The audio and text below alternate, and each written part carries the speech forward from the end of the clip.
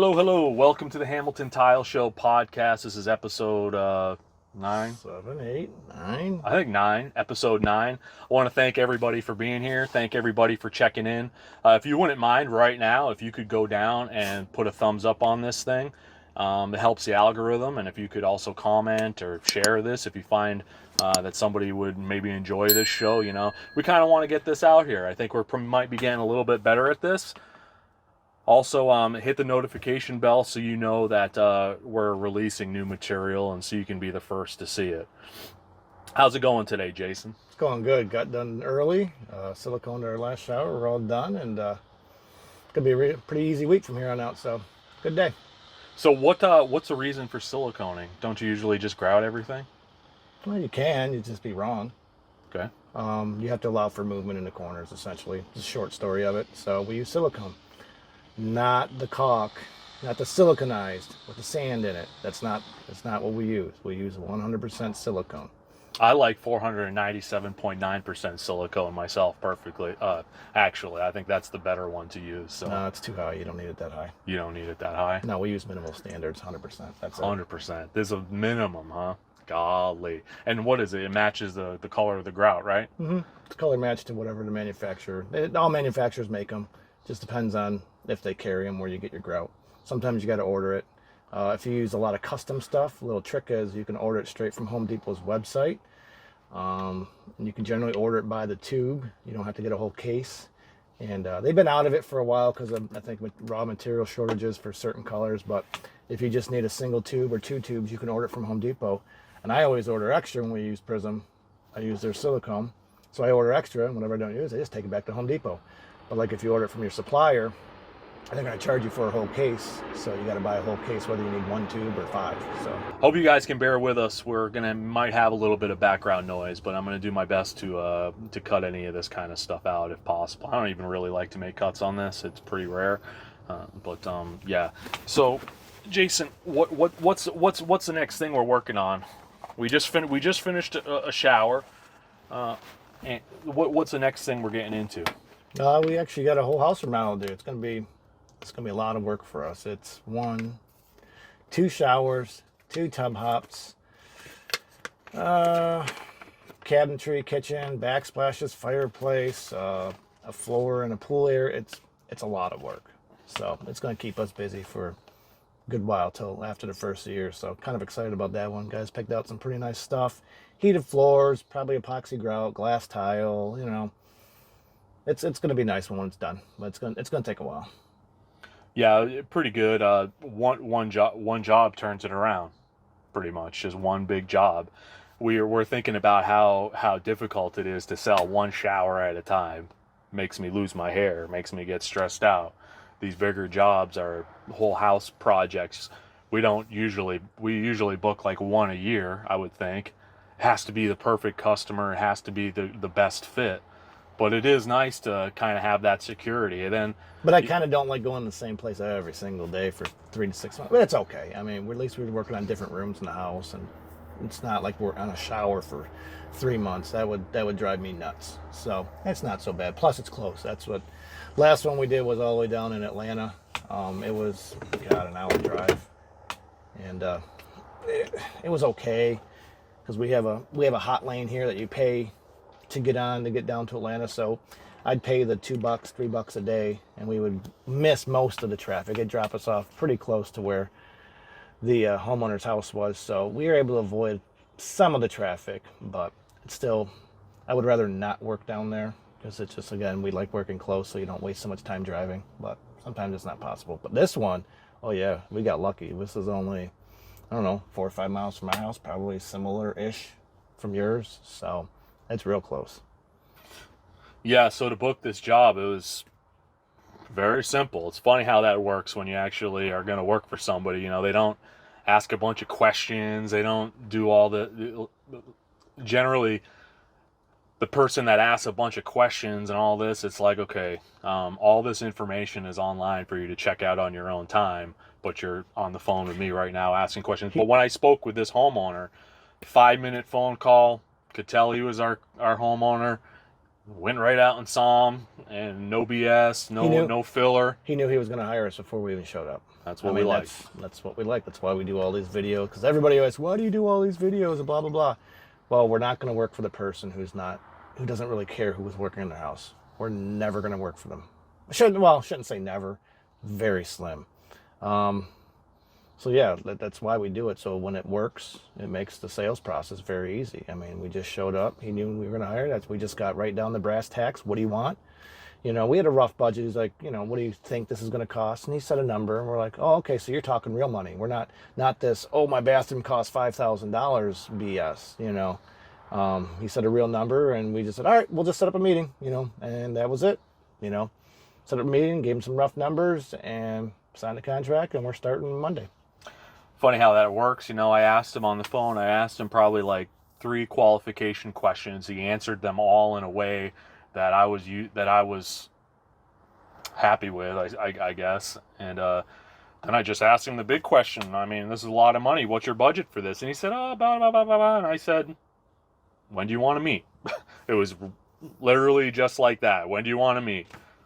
Everybody seems to think that if you give somebody your numbers, they're just trying to, like, you know, rip you off or something. It's like, no, it's just, well, in homeowners' defense, there are people like that. I mean, there's a reason why people act like that with numbers, because there are people that will kind of base their bid off of that. We don't. It costs what it costs to have us show up to your house every day, and we base our bids off of. I don't care if you live in $1 million house or if you live in a $50,000 house. My business cost doesn't change for you and I. So, you know, yeah, there's some stuff like if you're working with really expensive material, you know, it costs a little more because we're responsible for it. But I mean, it's the same price. So nothing really changes. At least it shouldn't. But I know there's people that operate like that. So I understand the hesitation from homeowners, but you know, if we can't be honest about budget, it's just not going to work. So kind of a slow year cyclically for us, for Hamilton Tile as a unit, kind of carrying things through with a builder to kind of, you know, keep us going, try something new, open up some new opportunities at the moment.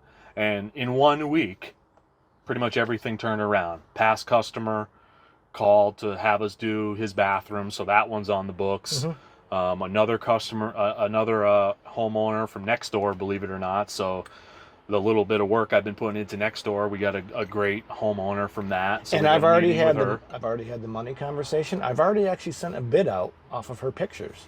So this is just a formality. It's just a meeting to make sure everybody's on the same page of what's getting done, what they want. And we're more than likely going to collect a deposit check when we show up. That's how it should be, folks. Like, you don't need to waste your time driving around, wasting your gas, your time, all this stuff to try and convince someone, you know, to hire you. You're not, you got to be at least in the same stratosphere when you meet. You know, you can't, so many people are delusional about home remodeling and what it costs. And the reason I know this is because we get 500 leads a year, and it's just the people we talk to, we know what people's mentality unfortunately is, and it's just because they just don't know. So there's just no reason. There's a better way. There's just no reason to waste all your time on people that you're not going to work for. Yes, you will turn some people. We have done it before. We have turned people that thought a bathroom cost 10 and it ends up being 50. It does happen, but it's not the norm. Like, we had one customer, it was what, last year? But Ben went back and forth and went over a couple months. You know, it wasn't like it was a 1 week thing. He went back and forth with them a couple times over the course of months. And yeah, he thought it was going to be like 10, 20 grand or whatever it was. And no, it ended up being almost 60. So you can turn those people, but it's not the norm. Yeah, the guy that has free estimate on his truck is the same one to me that has licensed and insured on your truck. It's like, it's just like the most basic. That's the most basic that you can be. Licensed, insured. Congrats, guys. You did the minimum. And as a homeowner, people ask me, are you licensed and insured? Of course. That's the least of your worries as a homeowner. Insurance is like $700. A license, is $50 or whatever it is. Least of your worries. That's the least of your worries. It's never the question is like, what am I going to get? No, it's, are you licensed and insured? And like I said, the guy with the free estimate on his truck. That's just change one word, like I've always said. Just add one word after free, in between free estimate. Free phone estimate. Yeah, That's it. but most of these guys are terrible communicators. They don't even. True. So I mean, they almost have to go out there. So that one to me, the free estimate thing, ridiculous. I've never advertised free estimates. I've never put that on my website. Never told anybody we do free estimates. But yet everybody expects that you do free estimates. And we do free estimates. You send me a picture, I'll tell you a range. There you go. Exactly. Exactly. And then pretty much it scares off the tire kickers almost instantly. It's pretty funny when you're talking to them, you can actually hear them gulp sometimes. I get a kick out of that, Yeah, and you just scare them off instantly, and you didn't waste too much of your time for a job you were more than likely. Never gonna I'd do. say 99% of the time, you're not going to do it. I always like talking about the numbers over the phone. To me, is like the gated community that people live in, right? What does the gated community do? Well, it keeps the riffraff out. The high cost, the high price of living in a gated community is going to make it so that your lifestyle, your home, your standard of living isn't going to be lowered by people that can't afford to go there. Now, this doesn't mean that the rich are social Darwinism. It doesn't mean that the rich are better or deserve it, or the poor are like poor for a reason, or any of that kind of stuff. But what it does mean, It's a barrier to entry. it's just a barrier to entry. And and it's just like the gated community. It just kind of it separates you from people that are going to give you a problem. 100% batting rate for Hamilton Tile, and there's a reason for that. The people looking for the deals, the people with bad mentalities about contractors, they have problems with contractors because of that.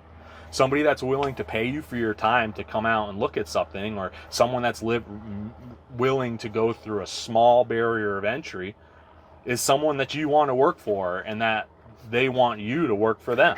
I just thought of the phone call you went through the other day. Lady called you an asshole because you wanted to send her a form to fill out.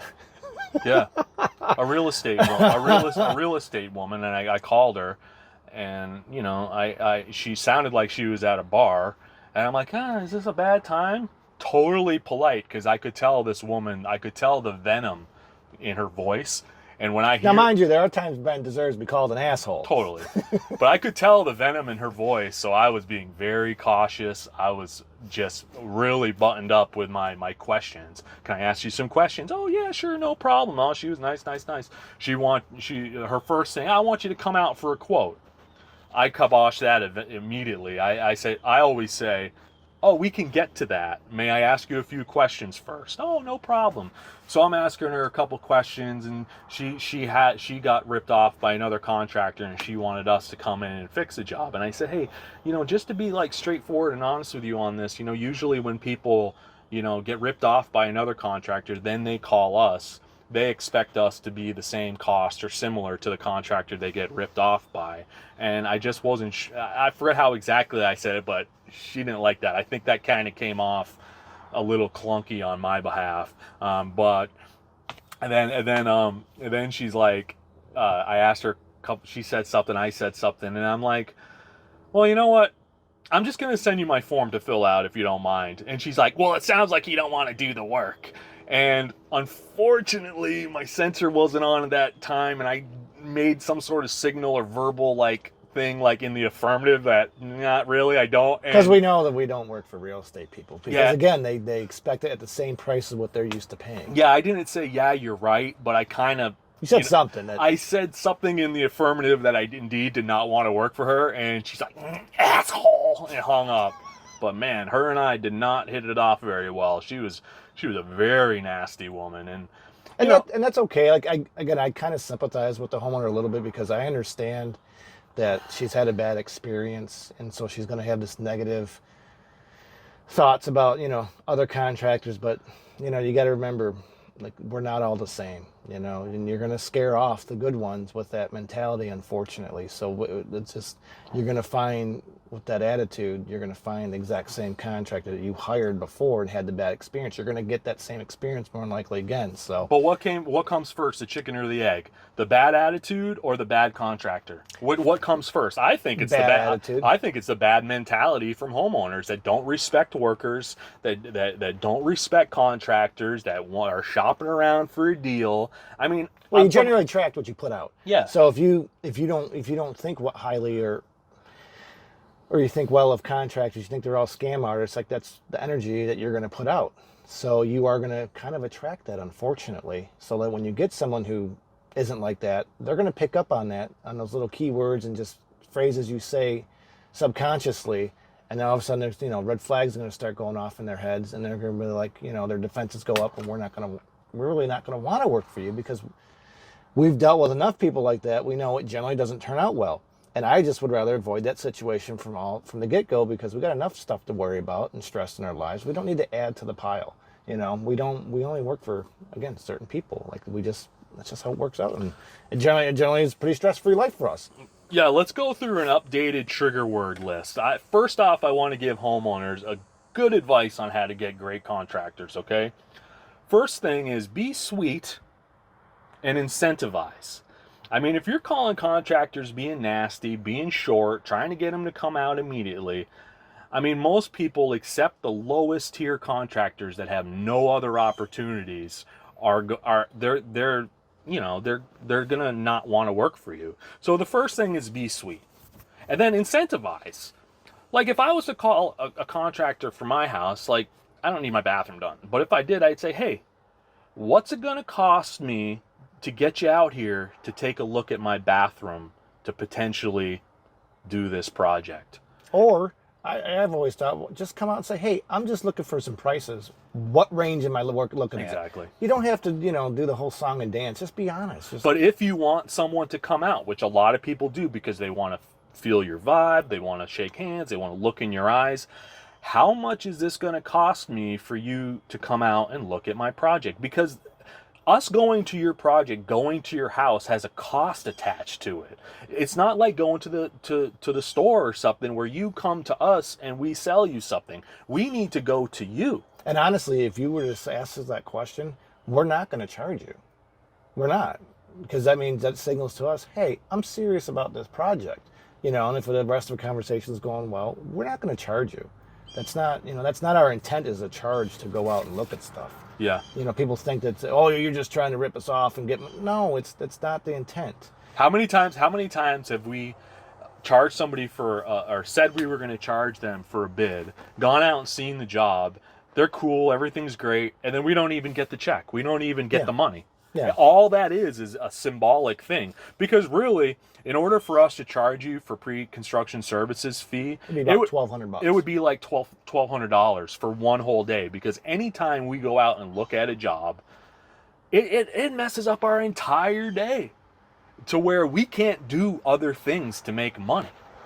So yeah, it would have to be like $1,200 to cover our entire day.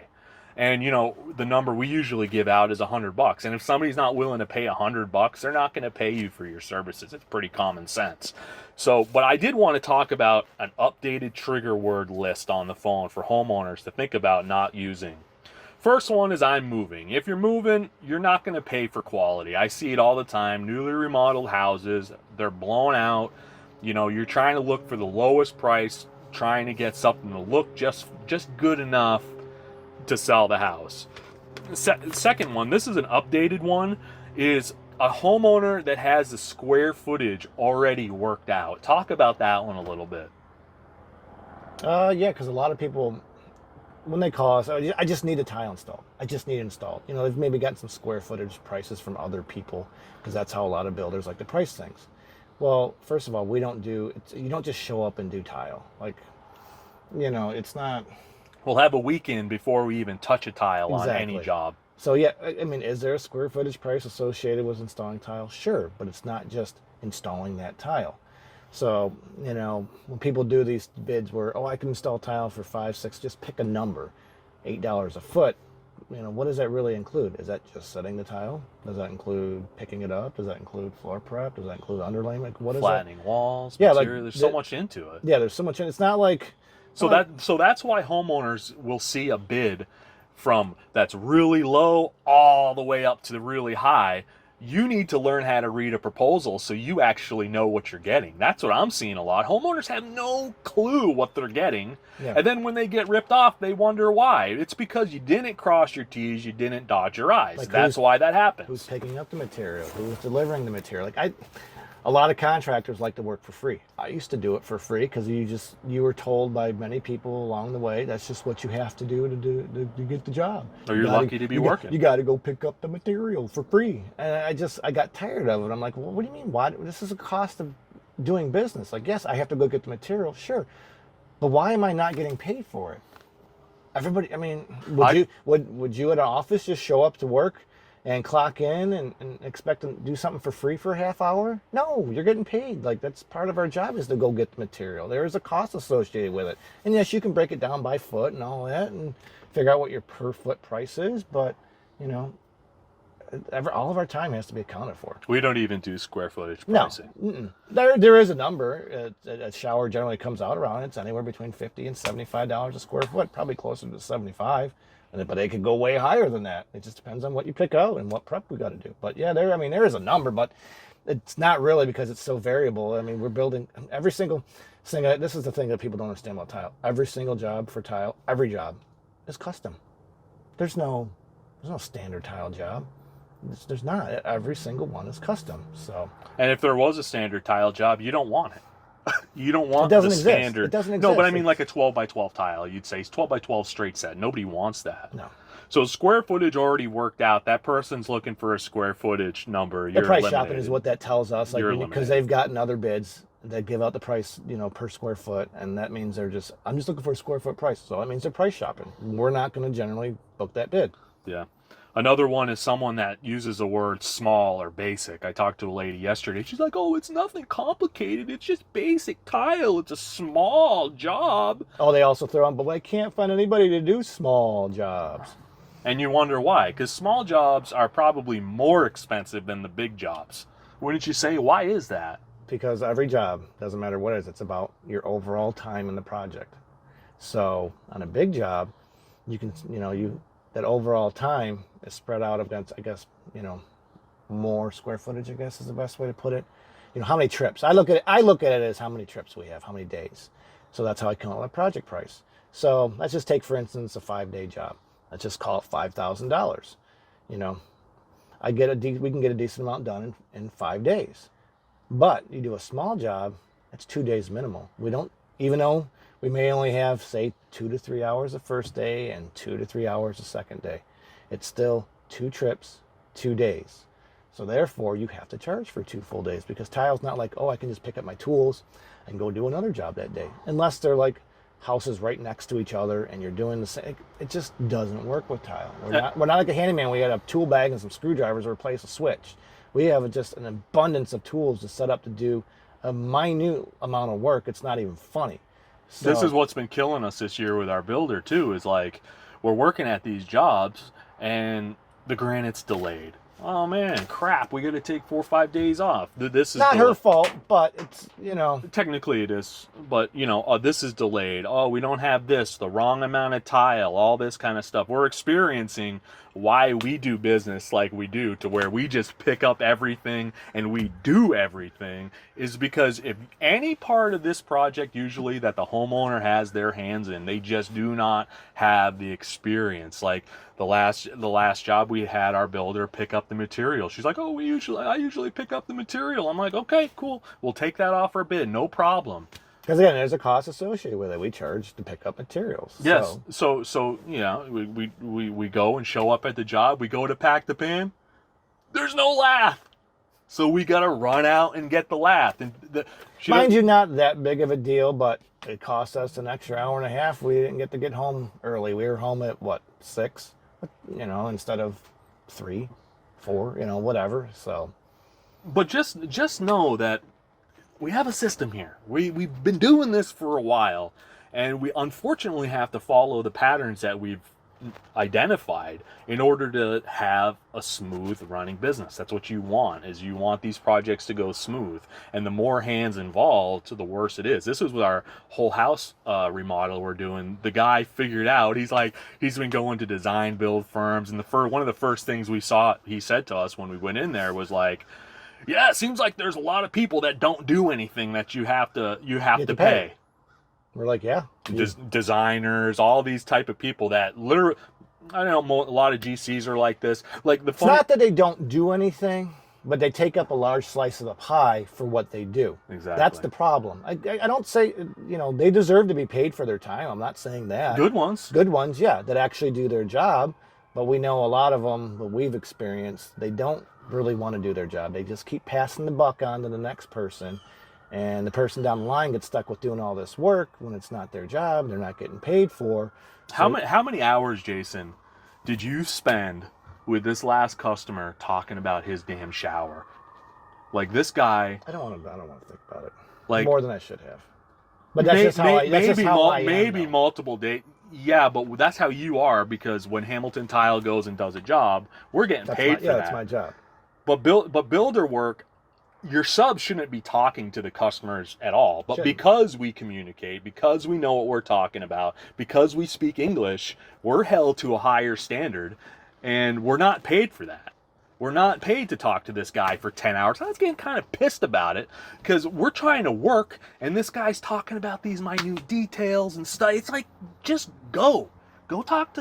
But at the same time, he's talking to us because we're the ones doing the work, and we're the ones that obviously know more about the project. Again, because other people aren't doing their job. Like all these things should have been figured out from the get-go and on a drawing. So, like, I'm not mad at him. Like, I'd rather talk to him and hash this stuff out before we do anything.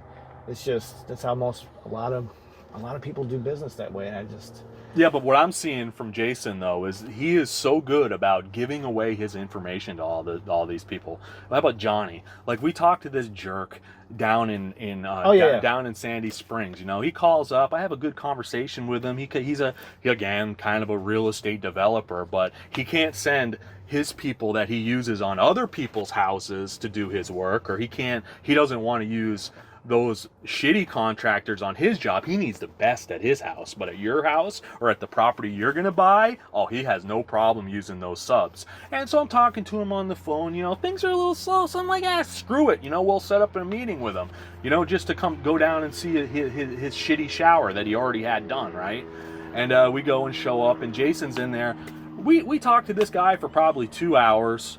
We look at his big patio on his brand new multi-million-dollar house that he tore down another house to build this house, right? And they sloped this whole patio back into his house. He wanted us to tile this patio. Now, 90% of tilers would have just tiled that thing, whatever, not my problem. But Jason is giving him all this information about getting out the lasers and telling him this thing sloped back into his house. And he had a backsplash for us to do, and we put in a bid on this backsplash. We didn't even bid on the patio.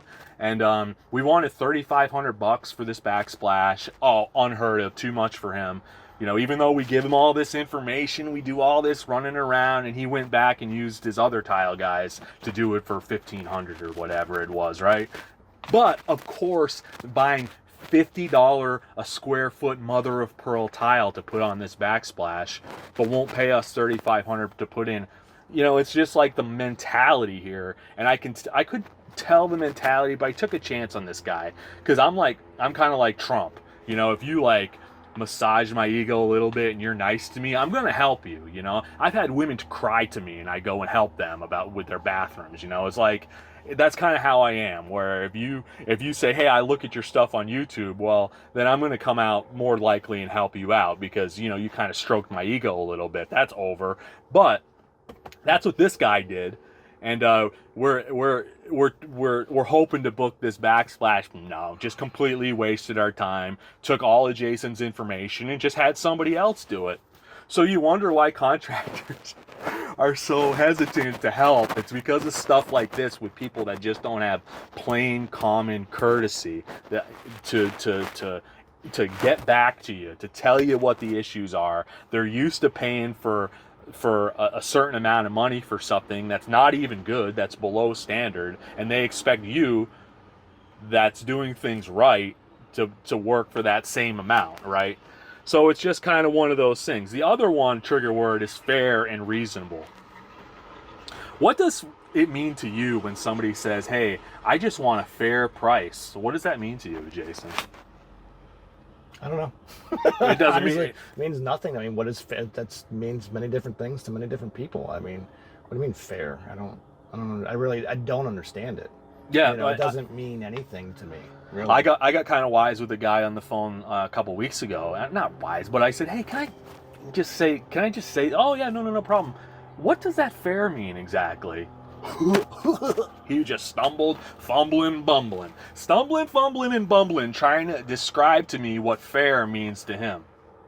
We generally know what that means. Yeah, we know what that means, but he's stumbling and bumbling, trying to think about what fair means. And I mean, fair. And I said to him, like, fair to who? Is it fair to me that like 2 years ago, I could go get a bottle of caulking for $3 and now it's 8 or 10? Is that fair? Like I said, nothing about my business and how our business is, you know, the expectations of our business is fair for us, right? But somehow we need to make it cheap for you. So fair and reasonable, and Nextdoor is famous for that. People put I need a fair electrician. I need a reasonable electrician. What does that mean? And it's gotten worse lately because of inflation. I mean, yeah, everything just costs more. Everybody's wallet is just getting pinched from every single direction. So I get it. You don't want to pay $1 more than you have to, but you know, is it fair we have to work for cheaper so you can afford some sort of luxury? Yeah. And then here's another one. People that ask a lot of questions over the phone. I talked to this scientist about his patio a couple weeks ago. He held me on the phone for about a half hour asking me questions. And I'm sitting there, and in the nicest way possible, I was like, all this information is on my social media. All this information is on my almost decade-long blog that I've been keeping. All this information, like, you can't use some of your time to go do your own research on these resources that I've developed for this exact situation. And he's just asking me questions, blah blah blah, just and giving me explanations about how he thinks it should be done. And I'm just like, sir, this is all well and good, your plans, but until the rubber meets the road, this is all just a shot in the dark, everything you're saying. And like, what experience and do you have to tell me how we're going to do your project? And something like that, like people that ask a lot of questions, like people that we book work for, they don't have a ton of questions. They've already looked on the internet. And here's the problem with me. I just realized too that a lot of the reason why people don't use the internet is because everything you see on the internet is bullshit. I made a video last week about reside home builders or whatever, and you look at their website and it's beautiful, man. They got all the good stuff, you know. They got the smiling project manager and all, but those aren't the people that do the work. That's part of the corruption of construction, is that it's all misleading. It's all meant to give you a vision and meant to make you click and call. And I don't feel like that's what we do. Like, I'm probably too honest on there. But like Jason says, we'd rather be honest and not work for you than lie. Yeah, if like, you're going to be mad at us, I'd rather have you be mad at me because, you know, I'm being honest, you know. Yeah. Another one, another trigger word is the realtor, the builders, the nonprofit. I love the nonprofit one. I get a couple calls from people that with nonprofits, and it's like, hey, we run a nonprofit. There's no money left over at the end of the day. yeah, I run a nonprofit. That means that you're not supposed to have profit in your business.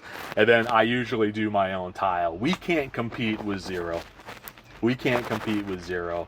But I wanted to ask Jason, what do you think of DIYers right off the top of your head? For tile, it generally doesn't work out. Other things, sure. But, you know, people are generally delusional with their skills that they have. Because, again, marketing has done a great job making you believe you can do this. It's generally not the case. So, I mean, we've worked with people who have done work on their projects. Rare. I mean, it's rare. It does happen. I only let them do certain things. They can't touch anything that's going to affect our work or job. But other than that, I mean, it can work out. It just generally doesn't work out. Yeah, if you're a DIYer and you're calling a professional tile company to do work, just don't even waste your time. It's going to be more money than you want to pay for sure. I actually respect DIYers because at least these people aren't trying to waste anybody's time. They know they don't want to pay a real business, and they're going to try it themselves. All the power to you. You may devalue your house considerably. I see that all the time. DIYers do stuff, and you're devaluing your house. It looks like crap. It's not any good. But some of them, I'm seeing them on Tile Coach's forum. Check it out, tilecoach.com. He's actually really directing people in the right direction to do things correctly. And you look at the work, and it's like, wow, this is impressive. Like, these people put in a lot of time. But to think that you're gonna pick up a trowel, put in an hour of research, and be able to build your own shower, you're a delulu. You're delusional if you think that's how it's going to work. It takes a lot of research, and anybody that I've seen that's successful at doing their own tile work has put in a lot of time into researching, and they already have a good base of skills with tools. Yeah, they probably took shop class. I mean, we don't even have that anymore. So yeah, I wanted to talk also about. So here's the thing. Let me go to this now. So we have the on the phone trigger words that people use on the phone that I'm listening for. Here's the facts. A homeowner that fills out an online form, our form, that has questions, places for pictures, and asks you multiple choice what your budget is, that is a far more valuable lead to us and to most construction companies than the phone call. Hey, can you come out here for a quote? No, I can't. Fill out my form. That's a very valuable thing. Like, a lot of our customers, our best customers, I can name 3 or 4 off the top of my head. No, more than that. They filled out the form first with a nice detailed description of what they want, with all the pictures attached, answered honestly. That is a valuable customer, because then Jason and I can look at that form. We can already kind of know what's going on. We can scroll down and look at that budget and be like, are you serious? I did that yesterday. And we can kind of just cut to the chase. All the questions have already been asked. You've invested some time into this process. That's what makes a good lead. A quality lead is how much has that person invested in you up front. Because it doesn't take much time to pick up a phone, ask. That's not a huge investment for, to people.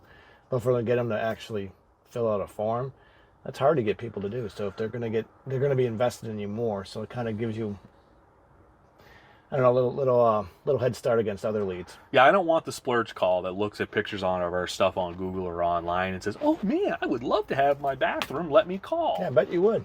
Yeah, I mean, that's not a high value lead. And you get those, I get those all the time because I'm on Google. We do good ads. Our copywriting is on point. And fill out that form online, guys, if you want to get taken seriously. And also, if you're a contractor and you do have an online form, make sure you respond to those, because I've heard a lot of people don't fill out those forms is because they have had bad experiences where contractors won't return the call or follow up on the form, to where, I filled out this form, I put all this time into the form, and nobody got a hold of me. Don't do that. Forms are great. Plus, forms are quicker to respond to, because, trying to make a phone call while you're going home or making dinner for your kids or whatever, it could take up some time, because we're busy, with work and outside of work. So the form, you can respond real quick in an email when you're just laying in bed, or, after you're done with dinner, whatever. It doesn't take all but, 30 seconds to a minute to respond versus a potential 20-30 minute phone call. We can't spend 30 minutes on the phone for every single person. There's just not enough hours in a day. So the forms are a really good way to go, because emails are generally quicker to respond to. Here, the next topic is no's. I was listening to like a business guru last week, and he's like, man, when I started my business, I had 21 no's before I got to the 22nd, which was a yes. And I'm like, hold my beer, lightweight. Come over to construction and see how... We had 21 before breakfast. Yeah, man. The amount of no's that you take in order to run a legitimate business, enough for a family wage, and enough to have a strong business and to be able to have money in the bank and to be able to do things your way and to be able to attack those opportunities on your terms, the amount of no's you're going to take and the thickness of your skin is going to be extremely thick. So any of these comments I get on here, it's nothing compared to really talking to people on the phone and just hearing it's chatting with the general public. Yeah, imagine being called an asshole because you want someone to just simply fill out a form. It's a great example. Think about that. I mean, what did I do to you? Yeah. I'm just asking if this is our process. I just want you to fill out a form. That's it. Why am I an asshole? Yeah, getting hung up, getting bad reviews if because they don't like your price, getting your character degraded because somebody doesn't like your price. This happened about 2 weeks ago. We went. This lady flattered me. She seemed like a very sweet lady on the phone. We went to see the job. I actually asked her on the phone if she had researched us online. And she's like, oh, yeah. Well, she fooled me on that. She kind of flattered me a little bit, so we went out there and looked at it. And so we show up, we look at everything. The meeting goes great. We're all in. She wants us to do a bunch of work. Well, Jason sends a bid out. And she sends him an email back saying that you're trying to take advantage of women and all this kind of stuff. And he didn't really. All he did was respond with a bunch of questions like, what did you ask her for questions? What makes you feel like I'm taking advantage of you? I said I didn't price us any different than any other job that people we've worked with. So why do you feel this? I just basically asked her. I asked questions to how she was feeling essentially, because. If I said what I wanted to say, it probably wouldn't have went well. So I kind of, when I saw the email, it made me pretty irritated. It was late at night when I saw it, 11 o'clock, and I didn't go to sleep till probably 1 because I was just irritated at it, because I don't take advantage of anybody. I'm an honest person, it's not me. So it irritated me. So I was up for a little bit. I could have responded then, but I didn't. I knew better. Said, no, I'm gonna go to bed, and So I took Tom Reber's advice. I watch him on YouTube and stuff, and I took his advice. Actually, I remember to. I know all this stuff, but you don't always remember to. So anyways, I remember to, let's just ask some questions. Just try to find out why you feel this way. And, I just asked a couple questions. Never got a response. I was expecting that, But again, for you to tell me I'm taking advantage of women because I want to get paid for my service. What are you talking about? Like, this is a voluntary. I don't think people realize how this works. This is voluntary. I don't have to work for you, and you don't have to hire me. So how is now? If we did, the only way that you could say, "Oh, I'm taking advantage of you," say we get the job, but I never gave her a price. Job goes well. Then I send her a bid for $12,000 whatever dollars it was. Then yes, you could say potentially I'm taking advantage of you because we never discussed price beforehand. Yes, then you can say I'm taking advantage of you. But no money was exchanged. I was telling you how much it was gonna cost. That I didn't ask for a check. Now did I? How am I taking advantage of it? I don't understand. And then why would you even say that to somebody? The funny thing was that Jason unwisely told me about it. And I sent her a couple texts. One of the texts was like, hey, you have no right to denigrate our character because you don't like the price. And I said, I assure you, I've been speaking out about about wages, working men earning the family wage for a while. So I sent her our $24,000 shower video. They hire us for more because you suck video. I said, listen, this thing's from like 2 years ago or a year ago or whatever. We've been doing this for a while. Trust me, it's just not you. And you know what? Of course, this coward didn't respond to either of us. Didn't respond to any, and better off, because I wouldn't have wanted to open a dialogue with this person. It's funny. Everything's honky-dory. Everything's good until, you want to make a decent living. Until you want to lift yourself out of poverty and, have a successful business. Everything's cool until people figure out that you're not the guy to call for a deal. Don't call me for a deal. Don't do it. We're going to give you a deal. You know what the deal is going to be? Great work that's going to last a long time. That's going to be, done correctly and well. And, if you don't want to support Jason leaving at 3 o'clock once a week or 2 o'clock once a week to go bring his kid to soccer practice, cool. Please don't call me. If you're looking for a different type of worker at that point. And that opens up my next topic, which is, this is my new idea, and Jason hasn't even heard about this, but I'm really wanting to make the Hamilton Tile brand and the Tile Messiah brand into more of a workers' rights, workers' issues, worker activism channel, to where I make short historical documentaries on reels, maybe even YouTube videos, maybe even longer form ones, where they're historical documentaries about the workers' rights movement from throughout history. So we could go into the CCC, the Works Project Association, from the Great Depression, where they sent all these guys when nobody had any work out to the Smoky Mountains to make our beautiful parks. I want to write about I want to make videos about the Newsies. How does a millennial male become aware of the workers' rights movements and about workers' rights? Well, they put out this movie, I think in 1993, with Christian Bale, called Newsies, and that was one of my first, the musical, one of my first experiences about workers' rights. Another one thing I want to write about is just union strikes of the past. One of the things I've been reading about is how in I think 16 or 17, at the turn of the century, the Italians and the Irish came into the country.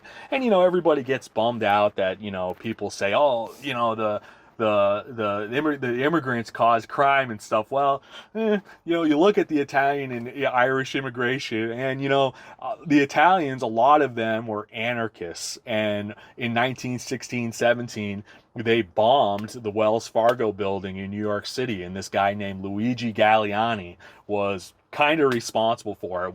He ran a newspaper, and one of his messages was to take like physical action against capital, basically. And they bombed the Wells Fargo building, and they started getting to capitalists like the Italians and the Irish. Like the Irish were the most ardent like the workers. I mean, the people in the coal mines, the Molly Maguires, those were Irish guys that took seriously the family wage, workers' rights. The family wage was developed by basically Catholics. This idea that one man should be able to go to work and support a family and a wife at home. We need to bring that back. The family wage. It's not a living wage. People like Mike Rowe, they confuse the topic by calling it the living wage. And then, conservatives or whatever are like, what does a living wage even mean?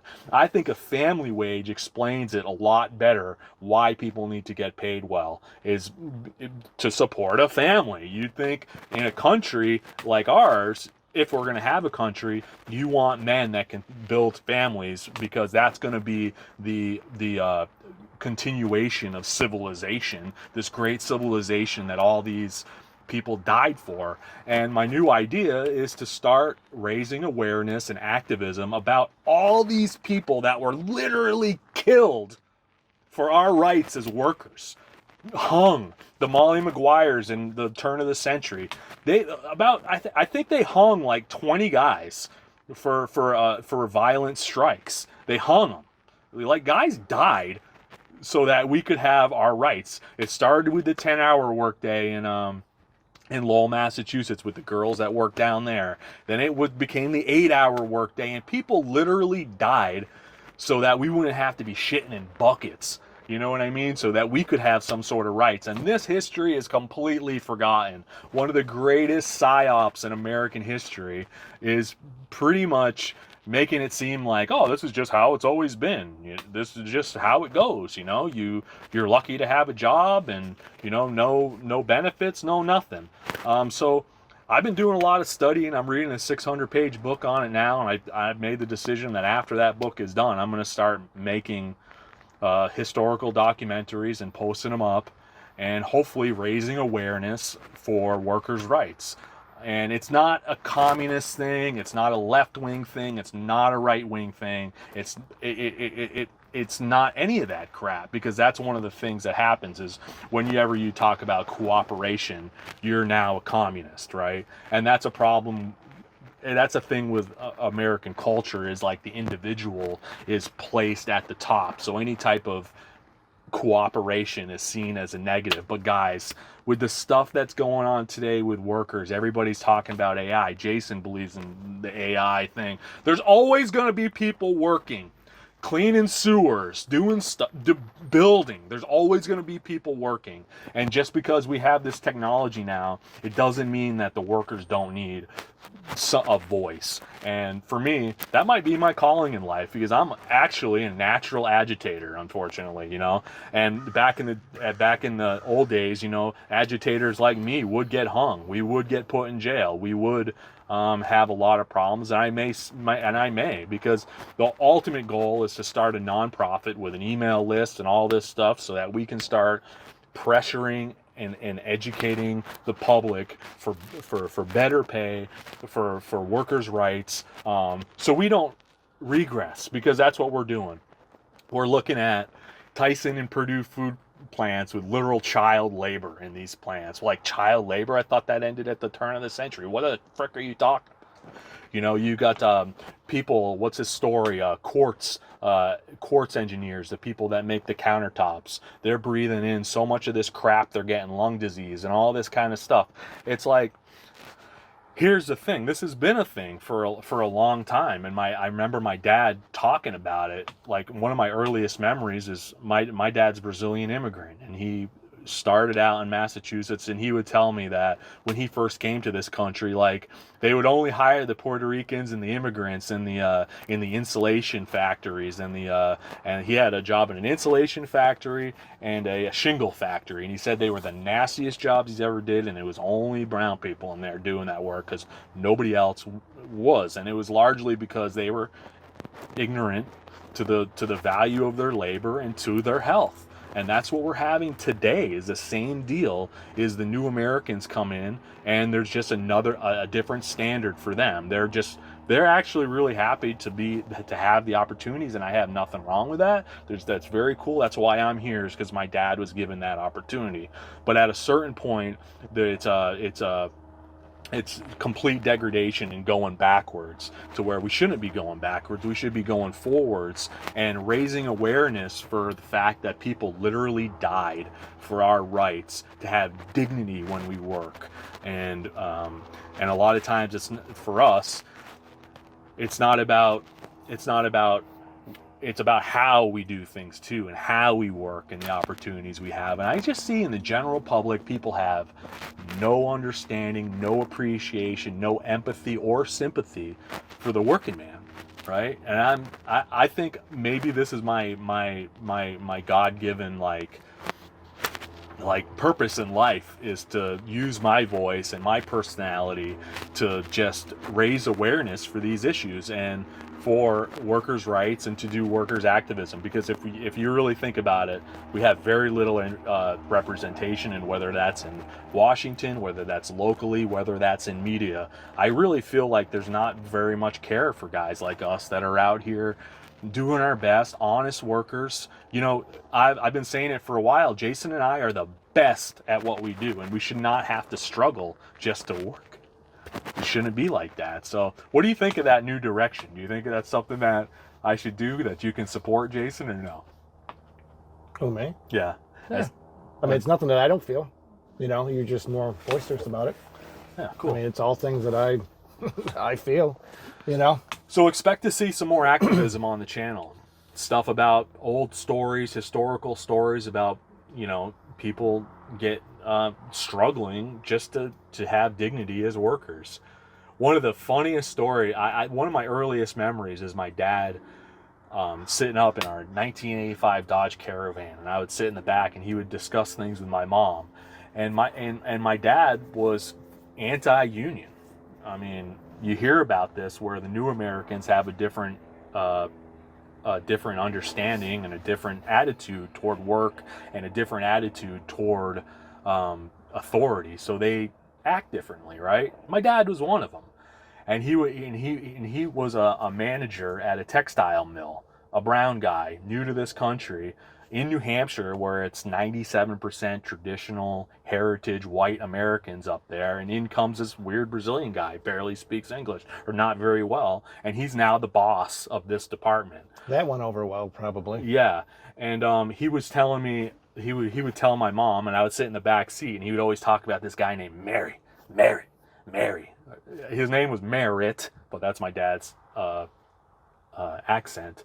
But Merritt was the union boss, and my dad was one of these dudes that would just fire guys on the spot. You're out of here, smoking cigarettes. Get out of here. He was that dude. Kind of brought in to straighten out this factory, right? And no in-group preference about anything, but just there to straighten out the factory, anti-union. And that's a lot of, like, we learned from Amazon, for example. You can look at this up online. They admit that diversity in their workforce prevents people from grouping up for their rights. And that's what we're looking at now. Like the Irish, the Italians, these guys were very strong ethnically and culturally. They were together. And that's why they were able to pull off the things under extreme pressure. Whereas today we got these groups over here, this group over here, people like us. Just everybody is so separate. There's no longer any unity. I believe unity is a strength. Unity is a strength. And that's what we need in the tile game. That's what we need in construction. And I think we just need overall awareness that we're not getting any younger. We're killing ourselves, and we're allowing these people just to work us to the bone. And yet, it's like, with no representation and no dignity in this work. So I'm hoping to raise awareness and do a little activism with that. So yeah, I'm excited. Please comment below if you'd like to see those videos, and if you think that's something that would would be interesting. And I would also like to mention this on film as well. Now that we're here, record union strikes in this country, and I've been saying this on Instagram. Record strikes going on right now. I think UAW, big strike going on, historic. A lot of misinformation on the UAW. They're again, unions have their problems just like everybody else. I think it's antiquated for today. But they're saying, oh, they want all this money. No, from what I can gather, they just want back what they conceded back when the big three were about ready to go bankrupt. I read a story the other day. It was probably, I think it was 15 years ago. It was at minimal 10 years ago, but I think it was closer to 15. Average union pay was $43 per hour. You know what the average pay today is? $32. We all know how inflation works, I assume. So how does that work out? That's all they're striking for. They just want back what they conceded. So, yeah, unions have their problems. But again, everybody says, oh, the union protects people, all these lazy bums that don't work and blah, blah. Well, you think every job doesn't have lazy people that don't work, that don't get fired? That's every job. Every office building has, people that don't do anything, that just kind of fluff through the day. So I don't buy that BS story, because everybody's workplace generally has that. I mean, I got this guy, Yeah, that's true. I mean, we all have them. Yeah. Yeah. But it's just a lot of misinformation out there, trying to railroad the worker, I think. I think the main thing I want to say about these union strikes is that, here, listen, guys, unions have figured out, they have the data to prove that our dollar is not worth what it used to be. They have the data. They get it. We all know, because we see our bank accounts going down quicker and we're not replenishing them as fast as we were a year or two ago. So then why don't we use the data we have to change our pricing? Yeah. Why are we not allowed to? Exactly. Basically, why are we not allowed to? Everybody else can. Oh, guess what? What was it? Ham sandwich, sliced deli ham went from $3 to $6 or $9 a pack. They can just increase the price of materials umpteen-fold, no questions asked. But the minute we have to have increases in our labor to account for stuff like that, oh, that's unheard of. You can't do that. That's no. That's not the going rate. And you can't do that. Yeah, so unions have the data about our dollar not being worth what it was, and they're going to put up a fight about it. But contractors are a little slow on the uptake as far as the cost of things and what they should be charging, right? So my thing right now is, if you're a homeowner, this is a great time to get remodeling, because things amongst contractors have not reset.